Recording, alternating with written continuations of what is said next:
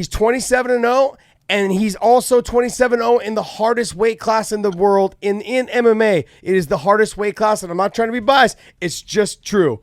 It's the hardest. You're always biased. It's the hardest weight class to be successful in, and the fact that he's 27-0 in the hardest weight class, and not only that, people talk about Jon Jones being the most dominant fighter there is, but let me just tell you, he hadn't lost one round until he took a round off against Conor McGregor. That says something about how dominant somebody is, and he's the most dominant in the hardest weight class there is. Jon Jones sure is dominant, but he's lost rounds. Not only has he lost rounds, his performance the other night when I watched him fight Santos, I thought he lost. I thought he lost 1, 2, and 5. Now, I mean, I could see the smile. You thought maybe otherwise, but yeah, I thought otherwise. Yeah, I thought he lost. And the other thing too. Now, after coming out and hearing he tore his MCL, his PCL, and his ACL, and was able to keep fighting and had a great performance, and still had Jon somewhat kind of backing up at moments. For me, with Jon Jones, people talk about him being the most dominant fighter. Is it because he's flashier?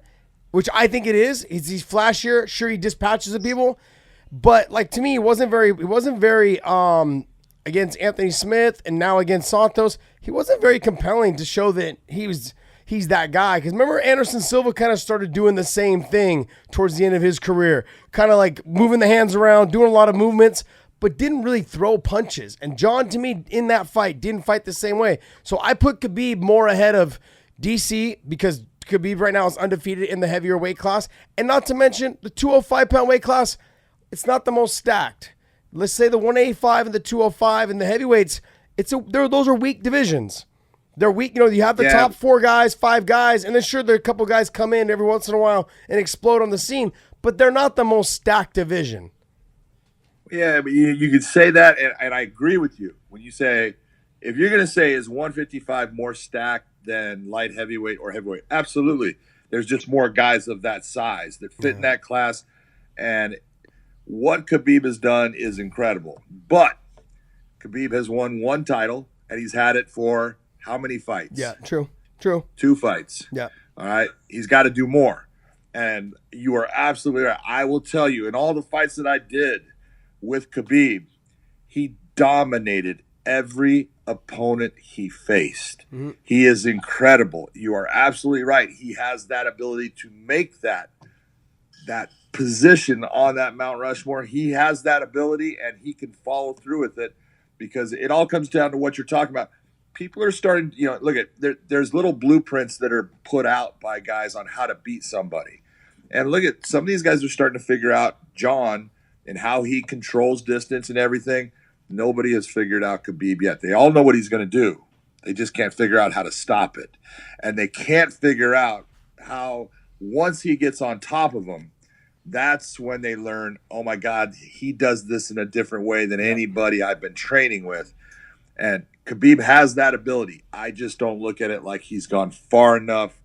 He had a lot of fights before he came in the UFC. He's been phenomenal ever since. And like I said, every opponent that I have ever been in there with him, he dominated. And that's some good opponents. We're talking guys that are fantastic fighters, have a lot of wins, and he made them look average. Yeah. So he could be that guy. You're right.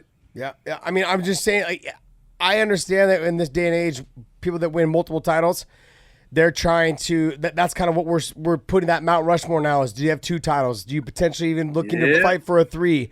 It's true, but I think if he finishes his career at the 155-pound division, which I don't think he will, if he finishes at 155 and he finishes undefeated 32-0 or 35-0 or whatever, I think it's going to be hard not to put him on that Mount Rushmore.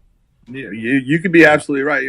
I look at it this way, and when it comes down to, people talk about, like you were bringing up Ali as the greatest of all time. Was Ali the greatest boxer of all time? No. Let's be honest, he's not. Okay, was he was he someone that elevated the sport of boxing? Absolutely. Mm-hmm. But if you take a look at guys that you're going to say possible best of all time, Sugar Ray Robinson. Mm-hmm. Look at lightweight champion, welterweight champion, middleweight champion, and should have won the light heavyweight title, but was dehydrated after winning 14 of 15 rounds against the champion and couldn't go out for that last round. Okay, now you're talking about guys that are that greatest of all time, and look at how many titles in different weight classes he had. Yeah. Yeah, very true.